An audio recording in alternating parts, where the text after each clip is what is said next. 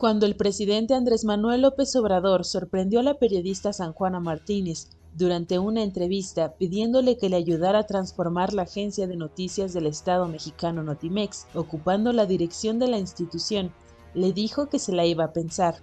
Sanjuana se fue a su casa sin darle el sí al presidente. Fue el padre Alejandro Solalinde quien le ayudó a decidir.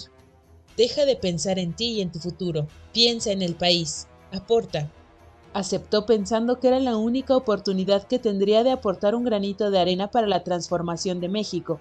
Señala que sintió que el país le llamaba, después de vivir 20 años en el extranjero como corresponsal para la revista Proceso en Europa y Estados Unidos. Es el país de todos nosotros y de nuestros hijos. Lo que nunca imaginó es que el sindicato de trabajadores de Notimex le declararía la guerra y llevarían a la agencia a una larga huelga que condujo al presidente de México a tomar una decisión drástica. En abril anunció el cierre definitivo de la agencia. La periodista afirma que fue la mejor decisión después de luchar 4 años por transformarla. Sanjuana, una periodista de investigación con 35 años de experiencia, autora de 13 libros, graduada de la Universidad de Nuevo León, México, y con una maestría y doctorado por la Universidad Complutense de Madrid, habló con La Opinión sobre su experiencia a su paso por Notimex. Antes de que llegara, el asesor de los senadores de Ricardo Monreal, el líder sindical Pedro Aces, a quien el propio Monreal nombra al frente de la Comisión de Radio y Televisión, me manda decir con Genaro Villamil que tengo que pactar con él. Yo dije que prefería no llegar en esas condiciones, y se detiene mi nombramiento por varios meses hasta que el presidente se entera y me manda llamar el senador Martí Batres para darme finalmente el nombramiento. Sanjuana rindió protesta para el cargo en el Senado el 21 de marzo de 2019 y no tuvo tiempo de celebrarlo. Inmediatamente me declara la guerra el sistema cuando ven que voy a llegar a limpiar y que venía con una reputación de incorruptible. Cuenta que encontró una nómina de 60 aviadores. El exdirector Alejandro Ramos dejó antes el cargo para no entregárselo. El líder sindical Conrado García tenía 21 personas de su familia en la nómina. A su hija, especialista en yoga, la mandó a China con una beca de la agencia de noticias Xinhua. Entre el 70 y 80% del personal no cumplía con el perfil del puesto. Eran periodistas de mentiritas. La periodista asegura que era el sindicato el que manejaba el presupuesto, las contrataciones, la línea editorial y hasta vendía plaza.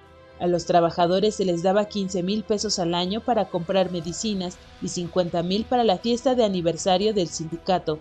La guerra en su contra, dice, se desató de inicio cuando rechazó seguir entregando $500,000 cada mes al sindicato. Adriana Urrea, quien tenía un programa desde la Bolsa de Valores y nadie la conocía, fue a quien el líder sindical Conrado García dejó en su lugar, pensando que Sanjuana solo iba a aguantar 15 días.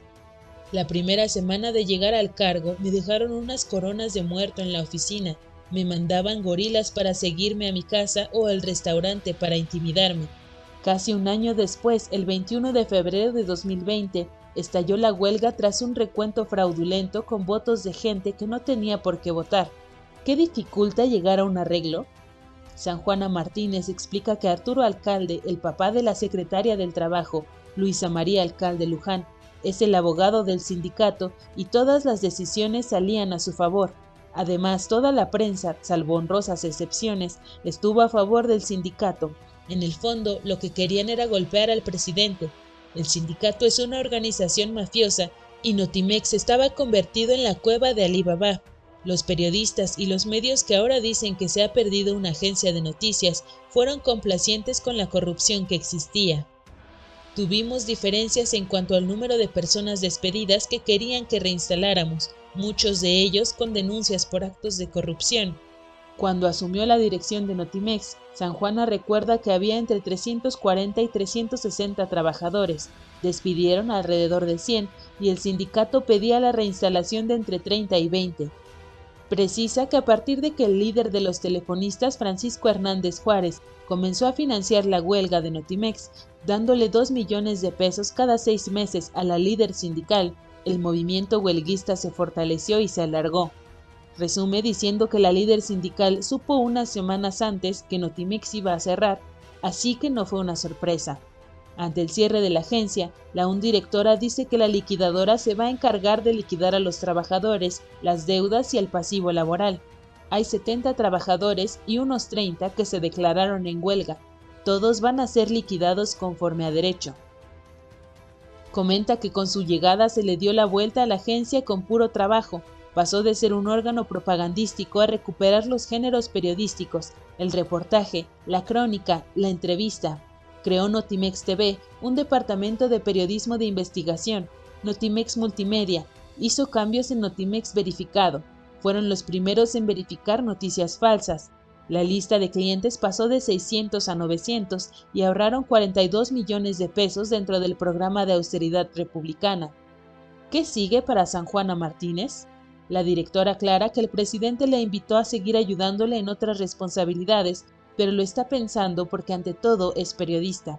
Contó que está preparando un libro sobre la corrupción de la prensa, en el cual un capítulo estará dedicado a Notimex. La autora recordó que al estallar la huelga sintió una frustración muy grande por su deseo de hacerla una verdadera agencia, respetando la pluralidad de todas las voces. Mi misión era limpiar y recuperamos los archivos, interpusimos más de 150 denuncias y en ese sentido cumplimos con el mandato que nos encomendó el presidente y los mexicanos.